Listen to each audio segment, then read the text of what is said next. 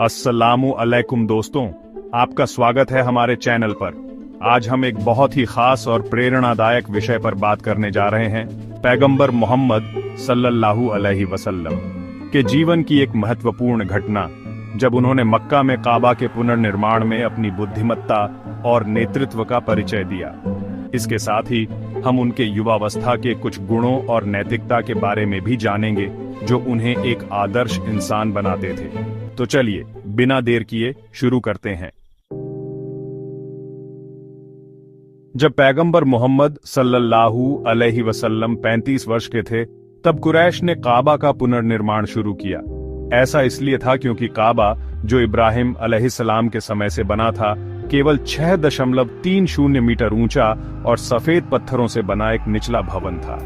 इसमें छत नहीं थी, जिसके कारण चोर आसानी से इसके अंदर रखे खजानों तक पहुंच जाते थे। साथ ही ये बहुत पुराना होने के कारण प्रकृति के प्रभाव से कमजोर हो चुका था और इसकी दीवारें टूट रही थीं। नबूवत से 5 साल पहले मक्का में एक बड़ी बाढ़ आई, जिसने काबा को लगभग नष्ट कर दिया।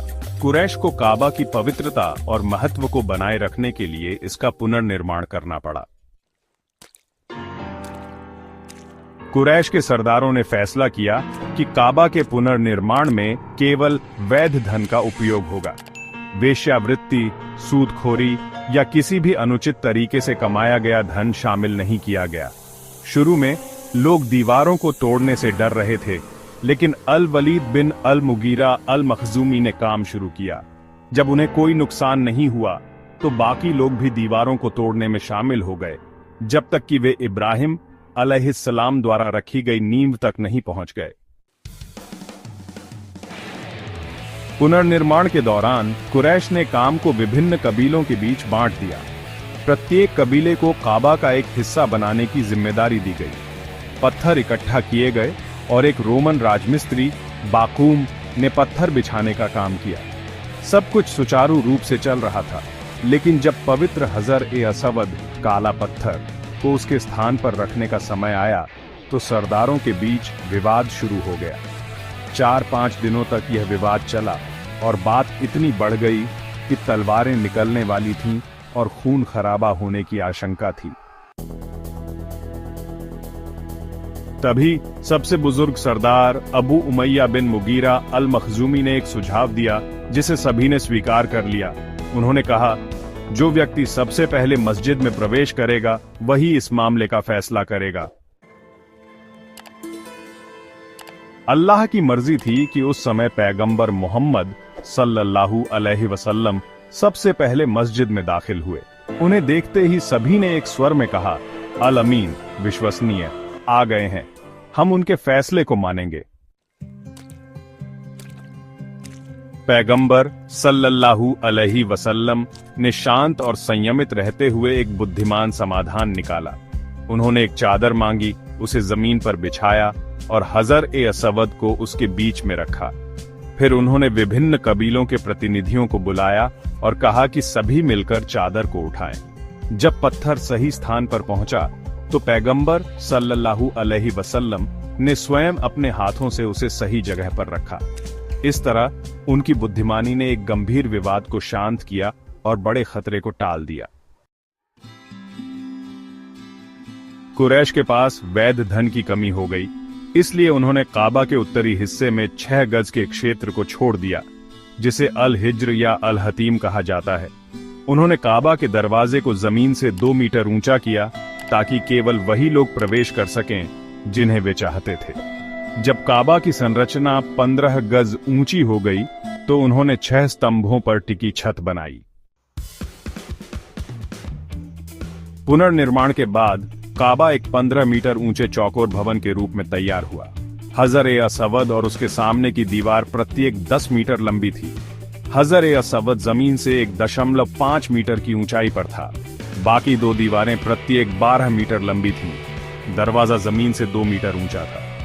काबा के चारों ओर 0.25 मीटर ऊंची और औसतन 0.3 मीटर चौड़ी एक संरचना थी, जिसे अश-शधेरवान कहा जाता था। यह मूल रूप से काबा का हिस्सा थी, लेकिन कुरैश ने इसे बाहर छोड़ दिया। पैगंबर की युवावस्था के गुण। पैगंबर मोहम्मद सल्लल्लाहु अलैहि वसल्लम अपनी युवावस्था में सर्वोत्तम सामाजिक गुणों का प्रतीक थे। वे गहरी सोच, त्रुटिहीन अंतर्दृष्टि और बुद्धिमानी के धनी थे। उनकी बुद्धि, मौलिक विचार और सटीक लक्ष्यों तक पहुंचने के लिए सही साधनों का चयन करने की क्षमता असाधारण थी। उनकी लंबी चुप्पी ने उन्हें सत्य की गहरी खोज और चिंतन की आदत में मदद की। उनकी पवित्र प्रकृति और तेज दिमाग ने उन्हें व्यक्तियों और समुदायों के जीवन और व्यवहार को समझने में सहायता दी। पैगंबर की युवावस्था के गुण। पैगंबर मोहम्मद सल्लल्लाहु अलैहि वसल्लम अपनी युवावस्था में सर्वोत्तम सामाजिक गुणों का प्रतीक थे। वे गहरी सोच, त्रुटिहीन अंतर्दृष्टि और बुद्धिमानी के धनी थे। उनकी बुद्धि, मौलिक विचार और सटीक लक्ष्यों तक पहुंचने के लिए सही साधनों का चयन करने की क्षमता असाधारण थी। उनकी लंबी चुप्पी ने उन्हें सत्य की गहरी खोज और चिंतन की आदत में मदद की। उनकी पवित्र प्रकृति और तेज दिमाग ने उन्हें व्यक्तियों और समुदायों के जीवन और व्यवहार को समझने में सहायता दी। वे अंधविश्वासों से दूर रहते थे, लेकिन रचनात्मक और उपयोगी कार्यों में सक्रिय रूप से भाग लेते थे। जब वे इनसे अलग होना चाहते थे, तो वे अपनी एकांत साधना में लीन हो जाते थे। वे शराब पीने, पत्थर की वेदियों पर बलि किए गए मांस खाने या मूर्ति पूजक उत्सवों में भाग लेने से बचते थे। वे मूर्तियों से घृणा करते थे और अल लात और अल उज्जा की कसम खाने वालों को सहन नहीं करते थे। अल्लाह की कृपा से वे हर बुरे कार्य से बचे रहे। एक बार पैगंबर सल्लल्लाहु अलैहि वसल्लम ने बताया कि उन्होंने 2 बार अपने लोगों के रीति रिवाजों को आजमाने की कोशिश की, लेकिन हर बार अल्लाह ने उन्हें रोक दिया। एक बार जब वे मक्का के ऊपरी हिस्से में थे, उन्होंने अपने साथी चरवाहे से अपनी भेड़ों की देखभाल करने को कहा, ताकि वे मक्का जाकर युवाओं की तरह मनोरंजन कर सकें। वे एक घर में गए जहां संगीत बज रहा था। जब उन्होंने पूछा कि यह क्या है, तो उन्हें बताया गया कि यह एक शादी का उत्सव है। वे बैठकर सुनने लगे, लेकिन जल्द ही गहरी नींद में चले गए। सूरज की गर्मी ने उन्हें जगाया और इसके बाद उन्होंने फिर कभी ऐसा करने की कोशिश नहीं की। अल बुखारी ने जाबिर बिन अब्दुल्लाह के हवाले से बताया कि जब काबा का पुनर्निर्माण हो रहा था, पैगंबर सल्लल्लाहु अलैहि वसल्लम और अब्बास पत्थर ढो रहे थे। अब्बास ने कहा, अपनी लुंगी को अपनी गर्दन के चारों ओर लपेट लो ताकि पत्थरों से बचाव हो। जैसे ही पैगंबर ने ऐसा किया, वे जमीन पर गिर पड़े और उनकी आंखें आकाश की ओर हो गईं। बाद में जब वे उठे तो उन्होंने चिल्लाकर कहा, मेरी लुंगी, मेरी लुंगी, और तुरंत अपनी लुंगी को लपेट लिया। इसके बाद उनकी कमर कभी नहीं देखी गई। पैगंबर सल्लल्लाहु अलैहि वसल्लम की युवावस्था में उनकी शालीनता, नैतिक व्यवहार और सुंदर आचरण की सभी ने प्रशंसा की। वे आदर्श पुरुषत्व के प्रतीक थे और उनका चरित्र निर्मल था। वे अपने साथियों के लिए सबसे मददगार, बातचीत में सबसे ईमानदार और स्वभाव में सबसे नम्र थे। वे दयालु, पवित्र, मेहमाननवाज और अपने पवित्र चेहरे से लोगों को प्रभावित करते थे।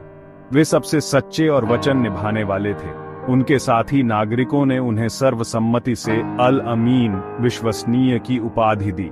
उम्मुल मोमिनीन खदीजा रज़ियल्लाहु अन्हा ने कहा, वे रिश्तों को जोड़ते हैं, गरीबों और जरूरतमंदों की मदद करते हैं, मेहमानों का आदर करते हैं और सत्य के मार्ग में कठिनाइयों को सहन करते हैं।